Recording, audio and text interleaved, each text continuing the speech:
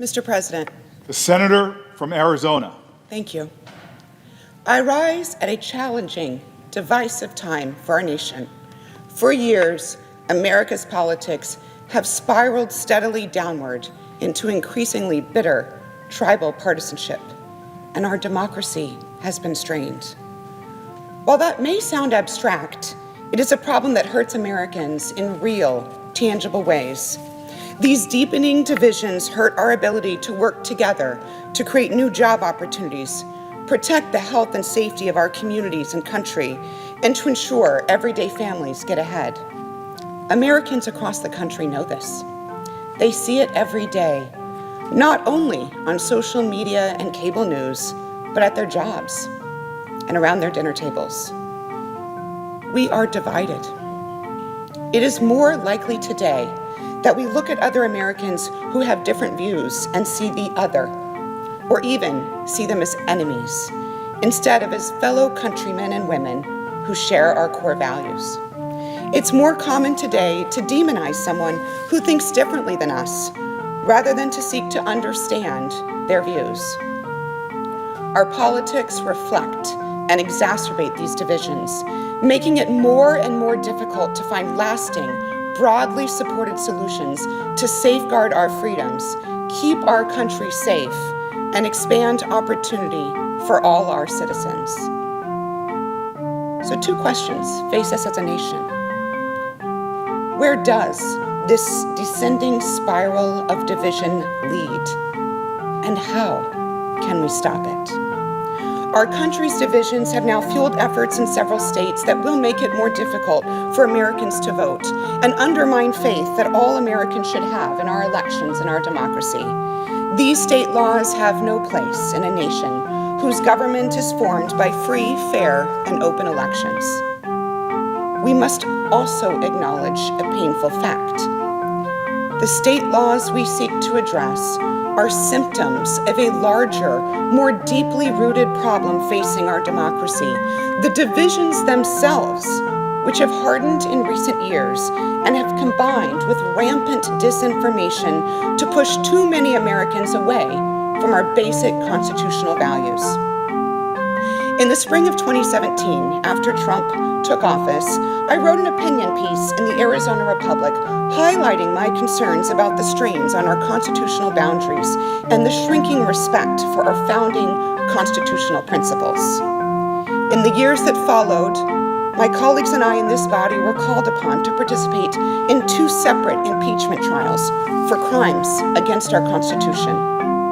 And on January 6th last year, I was standing in this very spot, speaking in this very chamber, defending Arizona's fair and valid election against disinformation when violent insurrectionists halted the presidential certification. Threats to American democracy are real. I share the concerns of civil rights advocates and others I've heard from in recent months about these state laws. I strongly support those efforts to contest these laws in court and to invest significant resources into these states to better organize and stop efforts to restrict access at the ballot box. And I strongly support and will continue to vote for legislative responses to address these state laws, including the Freedom to Vote Act and the John Lewis Voting Rights Advancement Act that the Senate is currently considering. I support these bills because they strengthen Americans' access to the ballot box, and they better ensure that Americans' votes are counted fairly. It is through elections that Americans make their voices heard, select their representatives, and guide the future of our countries and our community. These bills help treat the symptoms of the disease, but they do not fully address the disease itself. And while I continue to support these bills, I will not support separate actions that worsen the underlying disease of division infecting our country. The debate over the Senate's 60-vote threshold shines a light on our broader challenges. There's no need for me to restate my long-standing support for the 60-vote threshold to pass legislation. There's no need for me to restate its role protecting our country from wild reversals in federal policy. It is a view I've held during my years serving in both the U.S. House and the Senate, and it is the view I continue to hold. It is the belief that I have shared many times in public settings and in private settings. Senators of both parties have offered ideas, including some that would earn my support, to make this body more productive, more deliberative, more responsive to Americans' needs, and a place of genuine debate about our country's pressing issues. And while this week's harried discussions about Senate rules are but a poor substitute for what I believe could have and should have been a thoughtful public debate at any time over the past year, such a discussion is still a worthy goal. But a discussion of rules falls short of what is required. American politics are cyclical, and the granting of power in Washington, D.C. is exchanged regularly by the voters from one party to another. This shift of power back and forth means the Senate 60s vote threshold has proved maddening to members of both political parties in recent years, viewed either as a weapon of obstruction or a safety net to save the country from radical policies, depending on whether you serve in the majority or the minority. But what is the legislative filibuster other than a tool that requires new federal policy to be broadly supported by senators representing a broader cross-section of Americans, a guardrail, inevitably viewed as an obstacle by whoever holds the Senate majority, but which in reality ensures that millions of Americans represented by the minority party have a voice in the process. Demands to eliminate this threshold from whichever party holds the fleeting majority amount to a group of people separated on two sides of a canyon, shouting that solution to their colleagues, and that makes the rift both wider and deeper. Consider this. In recent years, nearly every party line response to the problems we face in this body, every partisan action taken to protect a cherished value, has led us to more division, not less. The impact is clear for all to see. The steady escalation of tit for tat, in which each new majority weakens the guardrails of the Senate and excludes input from the other party, furthering resentment and anger amongst this body and our constituents at home. Democrats' increased use of requiring cloture for judicial nominees under President George W. Bush led to similar tactics by Republicans under President Barack Obama. The 2013 decision by Senate Democrats to eliminate the 60-vote threshold for most judicial and presidential nominations led directly to a response in 2017 by Senate Republicans who eliminated the threshold for Supreme Court nominees. These short-sighted actions by both parties have led to our current American judiciary and Supreme Court, which as I stand here today is considering questions regarding fundamental rights Americans have enjoyed for decades. Eliminating the 60-vote threshold on a party line with the thinnest of possible majorities to pass these bills that I support will not guarantee that we prevent demagogues from winning office. Indeed, some who undermine the principles of democracy have already been elected. Rather, eliminating the 60-vote threshold will simply guarantee that we lose a critical tool that we need to safeguard our democracy from threats in the years to come. It is clear that the two-party strategies are not working, not for either side, and especially not for the country. No, it's comfortable for members of each party, particularly those who spent their career in party politics, to think that their respective party alone can move the country forward. Party control becomes a goal in and of itself, instead of prioritizing a healthy, appropriate balance in which Americans' diverse views and shared values are represented. But when one party need only negotiate with itself, policy will inextricably be pushed from the middle towards the extremes. And I understand there are some on both sides of the aisle that prefer that outcome, but I do not. And I know that Arizonans do not either.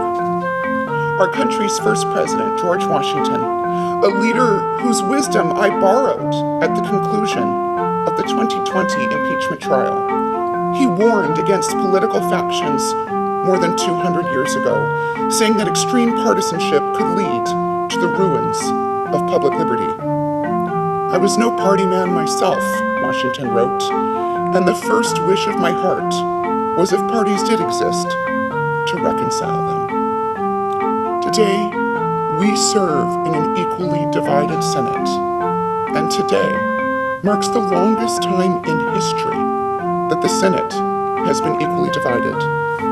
The House of Representatives is nearly equally divided as well. Our mandate? It seems evident to me. Work together and get stuff done for America. And the past years have shown when a party in control pushes party line changes exceeding their electoral mandate, the bitterness within our politics is exacerbated. Tensions are raised within the country, and traditionally, nonpartisan issues are transformed into partisan wedges. We must address the disease itself, the disease of division, to protect our democracy. And it cannot be achieved by one party alone. It cannot be achieved solely by the federal government. The response requires something greater and, yes, more difficult than what the Senate is discussing today. We need robust, sustained strategies that put aside party labels and focus on our democracy, because these challenges are bigger than party affiliation. We must commit to a long-term approach as serious as the problems we seek to solve, one that prioritizes listening and understanding, one that embraces making progress on shared priorities and finding common ground on issues where we hold differing and diverse views. This work requires all Americans everywhere. Efforts to fix these problems on a bare majority party line will only succeed in exacerbating the root causes that gave way to these state laws in the first place, extending our descent into a more fragmented America. This work is our shared responsibility as Americans.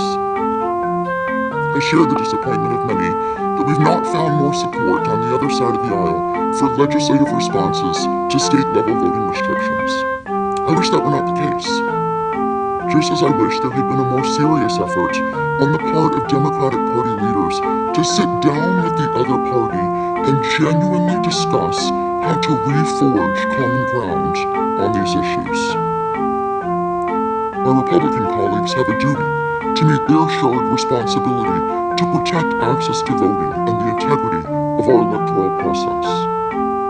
We need a sustained, robust effort to defend American democracy, an effort on the part of Democrats, Republicans, Independents, and all Americans and communities across this country. So we ask, what must we do to protect our democracy? We should invest heavily in recruiting and supporting state and local candidates for office in both parties who represent the values enshrined in our Constitution.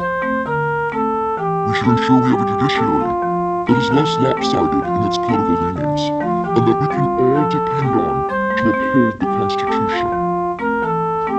We must confront and combat the rise of rampant disinformation and ensure that all Americans have the tools to see fact from fiction.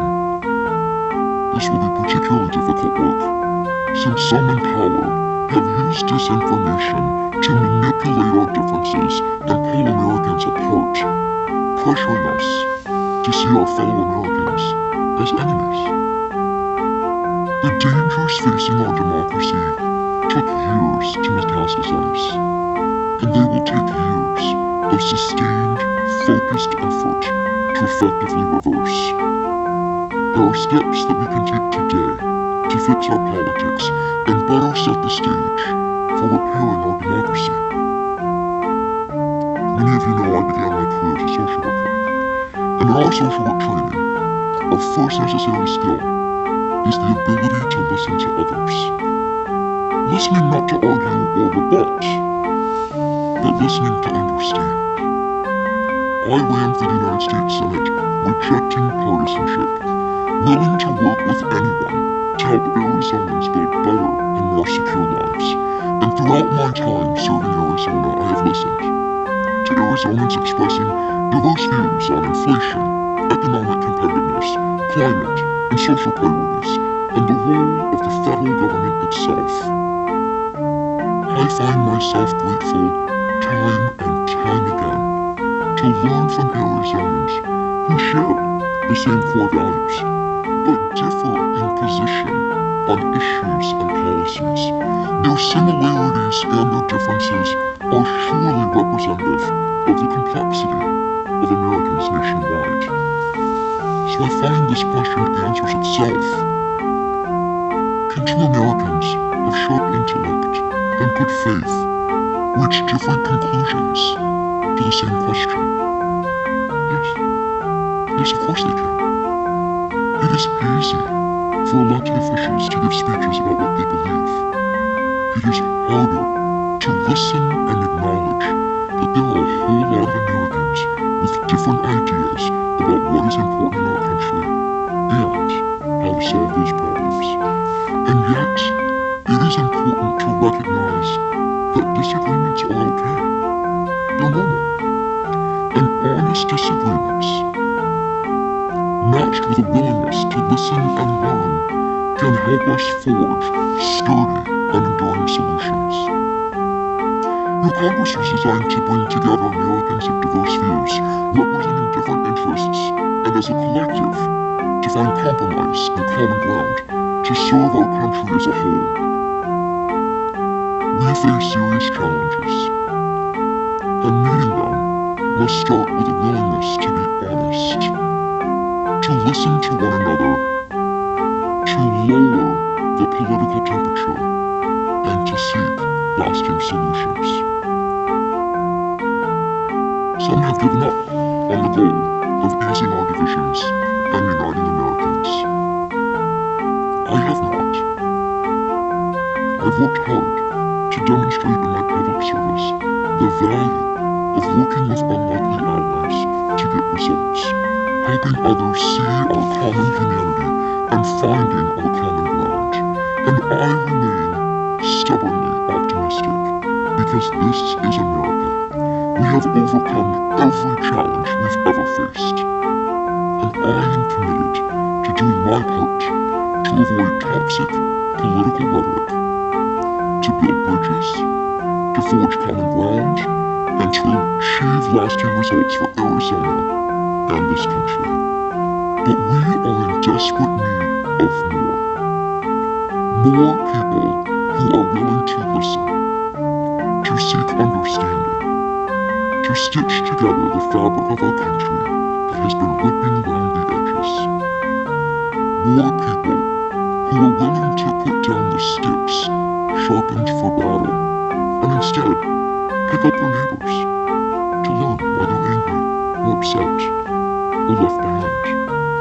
So I call on each of us as Americans, let us be those people. We are but one country. We have but one democracy. We can only survive. We can only keep her if we do so together.